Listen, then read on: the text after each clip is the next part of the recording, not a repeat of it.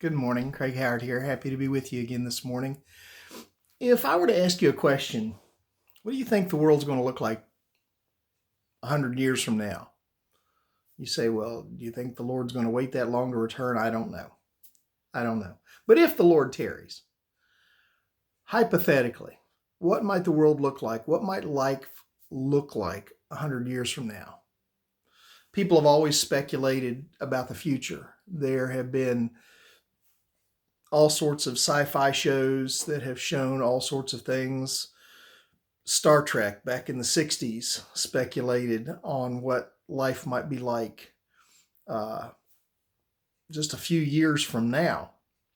Uh, but there have always been speculations. Back in 1900, a German chocolate company released 12 postcards predicting what life would be like 100 years in the future.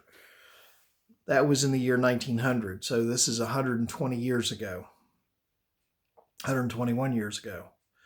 And here's what they were predicting. They said they predicted everybody would have personal airships, and they had a picture of everybody flying around in their own personal hot air balloon type contraption.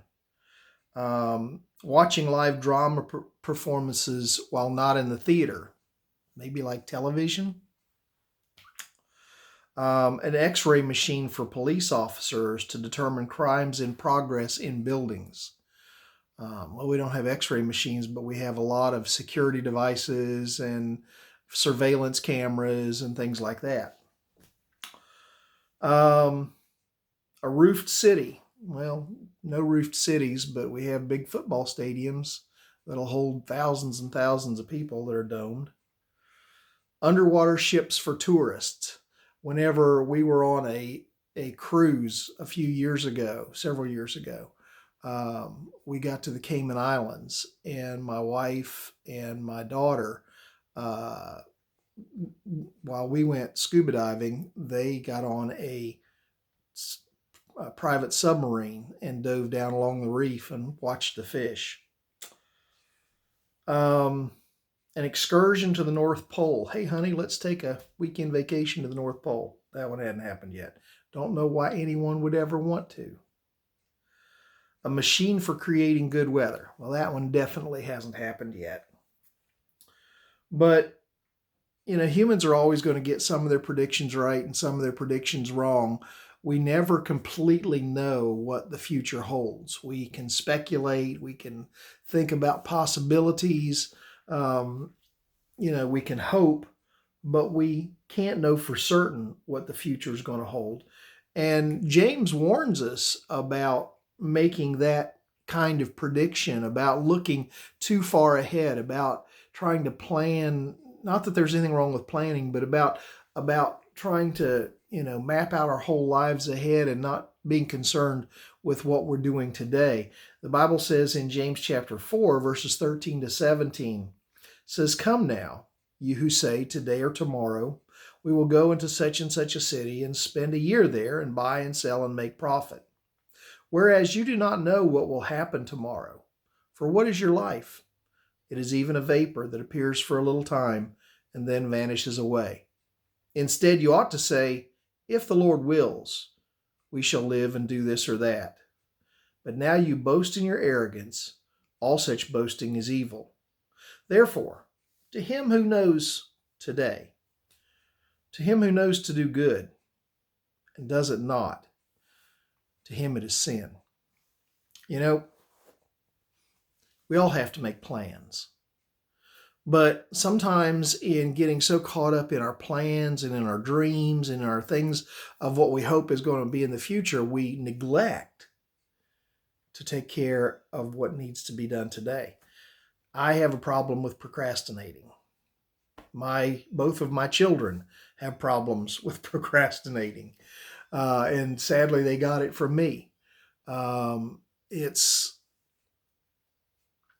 It's one of my failings. It's one of my weaknesses. I'll think about things that I've got to do and things that need to be taken care of then and there, and I make plans for this and I make plans for that, and yet there's things I need to take care of today, And I think, maybe I'll get to it tomorrow. The Bible says I need to take care of the things that I need to take care of today, because if I see a need, if I see a situation that I should be addressing, and especially if it involves somebody else who needs me to address that situation, and I don't do it, that's sin. To him who knows to do good and doesn't do it, to him it is sin. So while it's fun to predict what the future might be, while it's fun to make great plans about future years, I don't even know if I'm going to be here. The Bible says my life is like a vapor. It is here today and it can be gone tomorrow.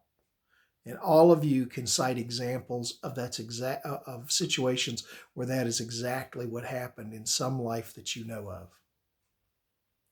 So today, what is it you need to do today? I've already been scolding myself this morning about some things that I need to take care of today.